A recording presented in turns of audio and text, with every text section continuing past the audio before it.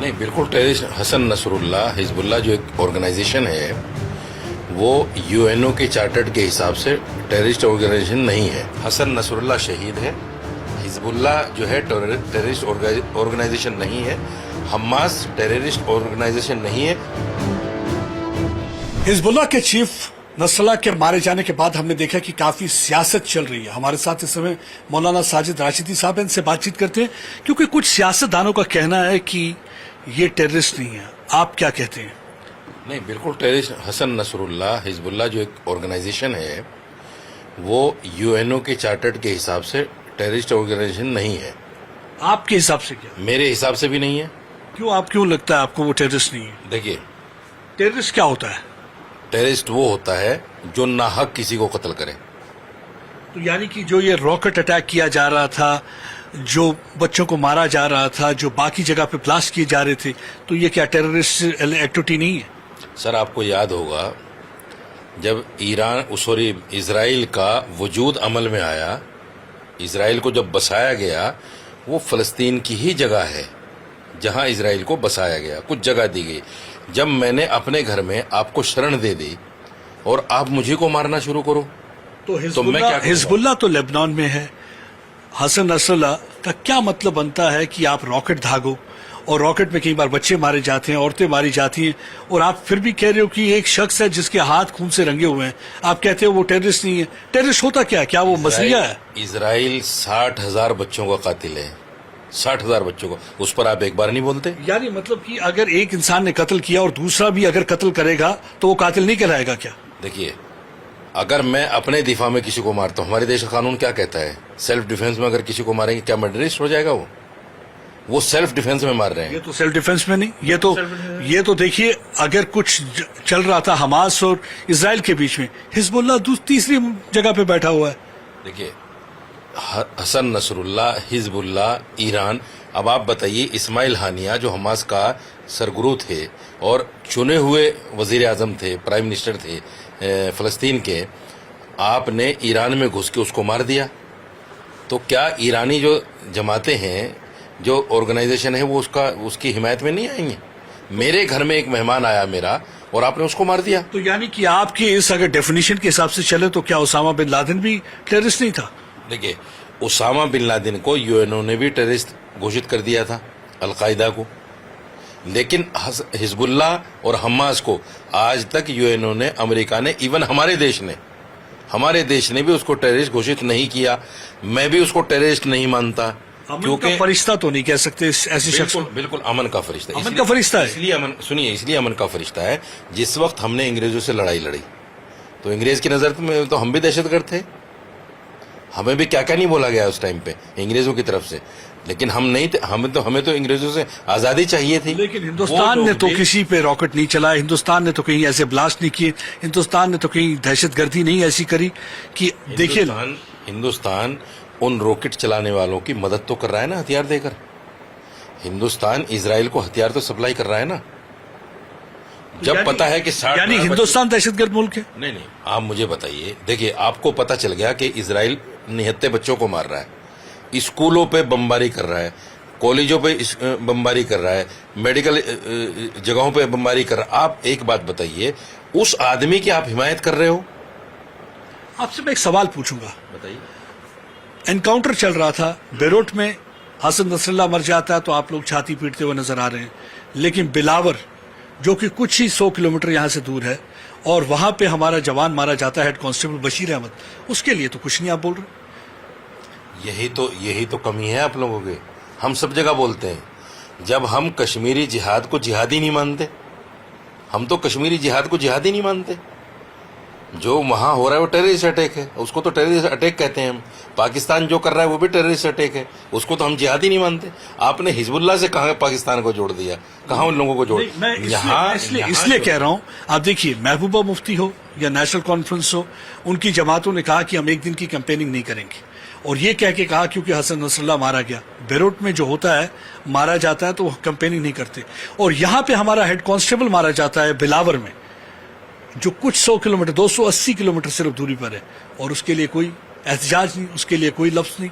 आपको लगता नहीं ये गलत है? देखिए मैं एक तो महबूबा मुफ्ती और नेशनल कॉन्फ्रेंस का मैं प्रवक्ता नहीं हूँ, नंबर एक, कि मैं उनका जवाब दूं। दूसरी बात यह है कि हम हर उस जवान का सोग मनाते हैं जो हिंदुस्तान में मारा जाता है टेररिस्ट अटैक में, हर उस जवान का शोक मनाते हैं। आप मुझे बताइए, पुलवामा में जो 42 जवानों को 44 जवानों को शहीद कराया गया, उस पर आप क्या बोलेंगे? कहाँ थी हमारी सरकार? क्या किया हमारी सरकार ने? क्या उनको शहीदी दर्जा दिया आज तक? दिया आज तक शहीदी दर्जा? उनको कंपनसेशन दिया? क्यों नहीं दिया? नहीं दिया। बिल्कुल दिया गया। बिल्कुल नहीं दिया। ये आप गलत कह रहे हैं। बिल्कुल नहीं दिया। देखिए यही तो फर्क है समझने का, यही फर्क है समझने का।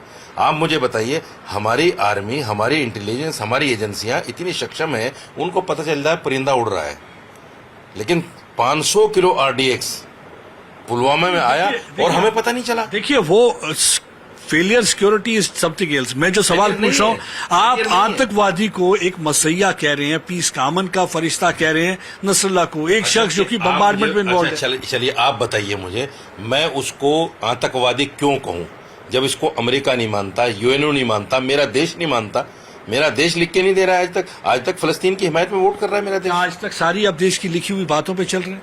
बिल्कुल नहीं चलते। बताइए कौन सी बात? आप कौन सी बात है जो देश की लिखी हुई आप नहीं चलते? मुझे बताइए, मैं संविधान आपसे पिछली बारी हमने बात की थी, आपने कहा था जी भारत माता की जय नहीं बोलना, आपने कहा था कि वंदे मातरम नहीं बोलना। संविधान में लिखा है।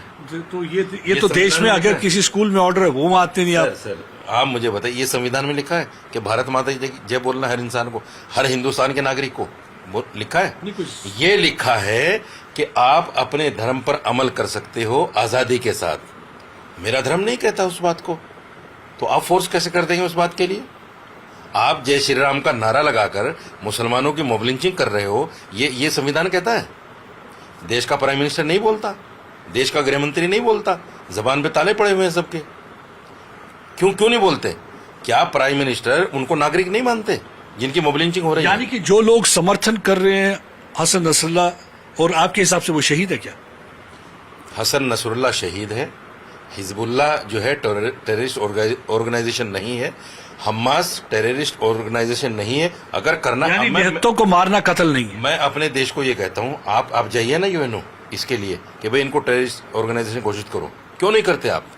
कराइए, कीजिए इस पर मेहनत। जब हमारा देश उनको टेररिस्ट ऑर्गेनाइजेशन कहना शुरू कर देगा लिखित रूप में, मैं भी मान लूंगा उसको। आप एक तरफ फलस्तीन अक्टूबर 7 को हमास के टेररिस्ट अंदर आ जाते हैं, 1600 लोगों को मारते हैं, एबडक्ट करते हैं औरतों को, बच्चों को, जिसमें 3 महीने का बच्चा है, 8 महीने का बच्चा है। मैं खुद इजराइल में था, मैंने देखा कि किस तरीके से उनके परिवार के लोग रो रहे थे, और कई लोगों को इस तरीके से जला दिया किया, उनकी बॉडी को पहचान नहीं सकते थे।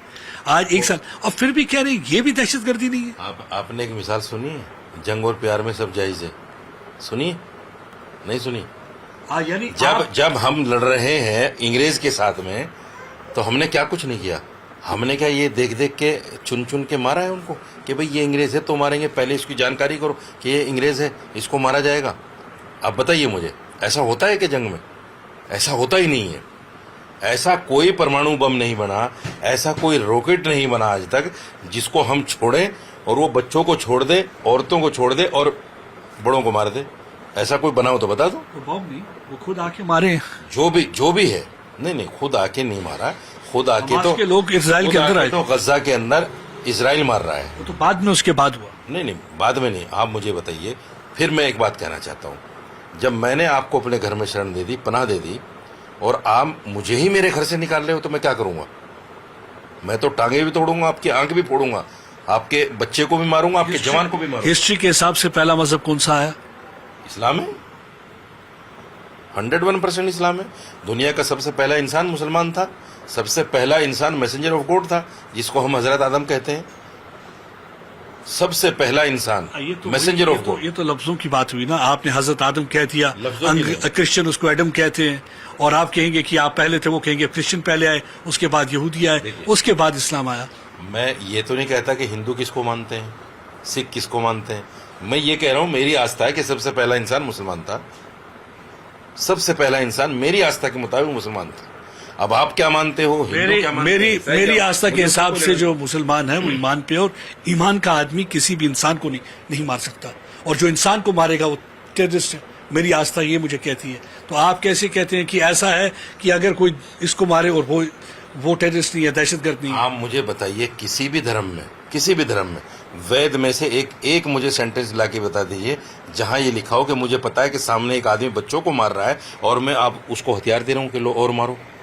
ऐसा कहीं वेदों में लिखा है, पुराणों में लिखा है, उपनिषदों में लिखा है, रामायण में लिखा है, रामचरितमानस में लिखा है या गुरबाणी में कहीं लिखा है? आप मुझे बता दीजिए। सुसाइड बॉम्बिंग ठीक है, सुसाइड बम्बर बिल्कुल नाजायज है। तो फिर ये तो वो भी करते थे। नहीं, देखिए स्थिति पर निर्भर करता है।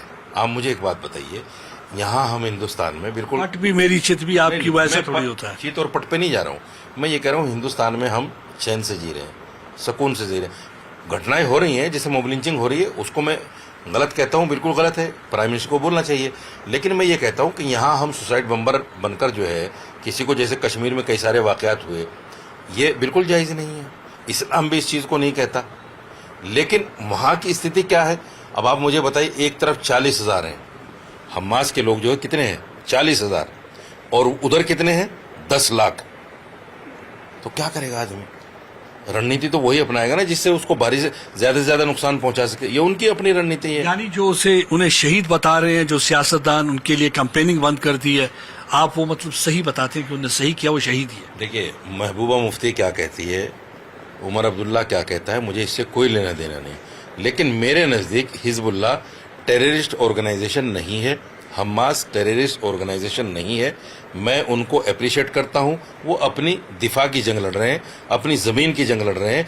हमने भी लड़ी थी, हमने भी देश को आज़ाद कराया था, हिंदू मुसलमान सिखों ने सबने मिलकर, वो भी करा रहे हैं। तो हम अपने आप को तो कहें, हम तो सती सावित्री है, हम तो बहुत नेक आदमी थे, हमने जो अंग्रेजों को डंडा लेके भगाया है, और हम हमास को कहना शुरू कर दें कि जी वो तो टेररिस्ट ऑर्गेनाइजेशन है, वो तो आतंकवादी है। ये कौन सा इंसाफ है भाई? फिर तो हम भी आतंकवादी थे, हमने जो अंग्रेजों को भगाया, क्योंकि अंग्रेज भी कब्जा कर रहे थे हमारे यहाँ आके, अंग्रेज भी यहाँ का नहीं था, और इजराइल भी फलस्तीन में आके कब्जा कर रहा है, सेम सिचुएशन है। तो हम जो भगा रहे थे अंग्रेज को, हम तो बिल्कुल सही थे। हमास जो भगा रहा है अंग्रेज को, इजराइल को, वो गलत है। लेकिन ये दोहरा पैमाना नहीं। लेकिन यहूदी रहने वाले वहां के थे, ऐसा बिल्कुल नहीं था कि वो वहां से वहां के रहने वाले हैं। आप देखिए उनका रिलीजियस प्लेस देखिए, जो लड़ाई है सिर्फ 3 जगह की है, चर्च भी है, मस्जिद अक्सा भी है, और उनका भी है। आप हिस्ट्री को पढ़िए, जिस वक्त इजराइल का वजूद अमल में आया, वो जगह किसकी थी? अगर आप ये कह दें, तो बाद में सोल्यूशन हुआ, जो 1948 की आप बात करें तो बहुत बात की बात है। पहले तो इजराइल कितने 100 साल पुराने यहूदी हैं, यहूदी थे कहाँ के, मुझे बताइए। यहूदी वहां था ही नहीं, यहूदी कहाँ के रहने वाले? वहां था ही नहीं यहूदी। ये जो अमेरिका आज साथ में लगा हुआ है, तो नहीं आए। अच्छा, यहूदी जो आज साथ, होलोकास्ट का नहीं पता है आपको? हाँ जी है। हिटलर ने किसको मारा? तो ठीक है, किसको तो मारा? मतलब हिटलर ने ये जगह पे थे, खाली वहां पे नहीं थे। हिटलर जर्मनी पहले में, इसका जवाब दीजिए। जर्मनी में नहीं थे खाली यहूदी, वो तो उसके बाद की बात है। ये तो बहुत पुरानी बात कर रहे हैं, मैं उनके वजूद की बात कर रहा हूँ। आप मुझे इस बात का जवाब दीजिए। मुझे बताइए, आप जंग किसके साथ लड़ रहे थे? आप हिटलर ने किसको मारा? पहले ये मुझे बताइए, आप लोग जंग किसके साथ लड़ रहे थे? यहूदियों को मारा है ना। उस हिटलर तो सेकंड वर्ल्ड वॉर की बात है, उससे पहले बताइए इस्लाम जंग किसके साथ लड़ रहा था? मेरी बात सुनिए, हिटलर ने एक बात और बहुत अच्छी कही थी, जो आज भी वो लिखी हुई है तारीख में। उसने कहा था, मुझे एक बात मैं चंद इस्लाम की यहूदियों से क्या लड़ाई है? मैं चंद यहूदियों को छोड़ के जा रहा हूं, और वो इसलिए छोड़ के जा रहा हूं कि आने वाले वक्त में आप ही लोग फैसला करना कि मैंने इनके साथ क्या किया है। और आज हिटलर हमें सही दिख रहा है। हिटलर ने जो भी किया इनके साथ में, होलोकास्ट में जो भी हुआ, इनकी जो नस्ल कुशी की है, वो बिल्कुल जायज था उसको करना। आज वो इनके दोस्त हैं, जिन्होंने इनकी नस्ल कुशी की है ईसाइयों ने, वो दोस्त हैं, और जिन्होंने पनाह दी है वो दुश्मन है। अजीब इत्तेफाक है भाई, आप मुझे मार रहे हो, आप मेरे दोस्त, और मुझे कोई पनाह दे रहा है, वो मेरा दुश्मन। ये कौन सी इंसानियत, ये कौन सा धर्म, ये कौन सा मजहब, बताओ आप मुझे। ईसाइयों के तो खुले दुश्मन है ये। हिटलर को आज भी ये गाली देते हैं, लेकिन अमेरिका के साथ लगे हुए हैं। क्यों? अरे ईसाइयों को मारो ना जाके, जिन्होंने होलोकास्ट किया था, जिन्होंने नस्ल कुशी की, तुम्हारे बच्चे बच्चे को खत्म कर दिया, उनको मारो जाके अगर हिम्मत है तो। उन पे तो तुम्हारी हिम्मत है नहीं, मुसलमानों को मार रहे हो। यानी कि आप भी उन्हीं सियासतदानों की जैसी बोली बोल रहे हैं। देखिए, जैसे महबूबा मुफ्ती हो या नेशनल कॉन्फ्रेंस हो, कह रहे हैं कि हम कैंपेनिंग नहीं करेंगे क्योंकि एक आतंकवादी हसन नसरुल्लाह, जो इसको मसीहा बता रहे हैं, अमन का फरिश्ता बता रहे हैं, और उसके लिए कैंपेनिंग नहीं कर रहे हैं। लेकिन दूसरी ओर बशीर अहमद हेड कांस्टेबल जो हमारी जम्मू कश्मीर पुलिस का है, उसने जान गंवा दी, उसने गोलियां अपने सीने पे ली ताकि आतंकवादियों को मार सके, और एक आतंकवादी को मार भी दिया, लेकिन वो उसके लिए एक भी शब्द नहीं बोलेंगे। और मैं उन सियासतदानों को याद दिलाना चाहता हूं और साथ में मौलाना साहब से भी कहना चाहता हूं कि ये वो बहादुर जवान हैं जिनकी वजह से वो सियासतदान कैंपेन क्या अपने घर के बाहर निकल सकते हैं। एक अनरिटन कमिटमेंट है उनकी देश और देशवासियों के लिए, कश्मीर के लोगों के लिए, कि हम आपके लिए अपने सीने पर गोली खाएंगे लेकिन आपको कुछ नहीं होने देंगे। लेकिन उनके लिए तो ये लफ्ज बोलेंगे नहीं, लेकिन जिस आदमी के हाथ खून से रंगे हैं, हसन नसरुल्लाह, जो कि कितने हजार किलोमीटर दूर बैठा है, 3600 किलोमीटर दूर बैठा है, उसके लिए इनके दिल धड़कते हैं। लेकिन जो 280 किलोमीटर और यहां से मेरे ख्याल से 480 किलोमीटर की दूरी पर बैठा है, बशीर अहमद कांस्टेबल मारा जाता है, उसके लिए एक शब्द भी नहीं बताएंगे। मेरे ख्याल से दर्शक डिसाइड करें इनकी दोहरी रणनीति पर, इनकी डुप्लिसिटी पर और इनकी हिपोक्रेसी पर। प्रदीप चहल के साथ प्रदीप दत्ता, टाइम्स नाउ।